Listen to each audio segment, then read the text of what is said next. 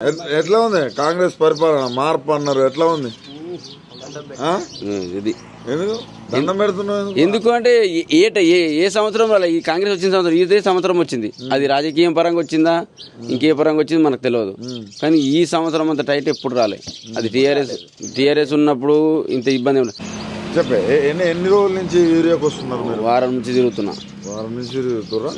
ఎట్లా ఎందుకు ఇప్పుడే యూరియా కొరత ఉందా? ఇంత ముందు కూడా ఉండేనా? దగ్గర ఒక 9 సంవత్సరాల క్రితం వచ్చిందంటే ఈ కరువు మళ్ళీ ఈ సంవత్సరం వచ్చింది. కాకపోతే ఇంత టైటు చాలా టైట్ అంటే సరే. అంటే కాంగ్రెస్ అధికారంలోకి వచ్చినాక ఆ మంత్రులు ఏమంటారు అంటే ఇప్పుడు అసలు ఈ రోడ్ల మీద నిలబడేది రైతులు కాదు, యూరియా బస్తాల కోసం కాదు, వాళ్ళు ఏదో రాజకీయం చేయడానికి వస్తున్నారని అంటున్నారు. లేదు ఇది రాజకీయం ఏముంది.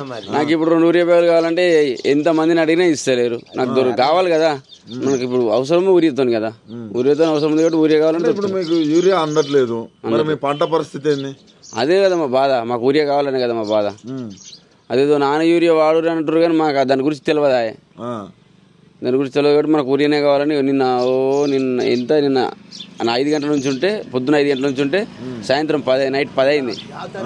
నైట్ 23 ఊర్ల జనాభా వచ్చారు, దొరకలే. మనిషికి ఒక్కటే. మళ్ళా ఎన్ని ఎకరాలు ఉన్నా సరే ఒకటే. ఒక 10 ఎకరాలు ఉన్నా ఇంకొకటి సరిపోతుందా? ఎకరం ఉన్న వాళ్ళకైనా సరిపోతుందా? ఒకటి ఆడ ఉన్న జనాభాకు మరి సరిపోవు సార్. ఆడ ఉన్న జనాభాకు మనిషికి ఒకటైనా సరిపోవాడా? ఇంకా సగం ఇచ్చే రకంగా ఉన్న అంత జనాభా వచ్చిరు అన్నట్టు.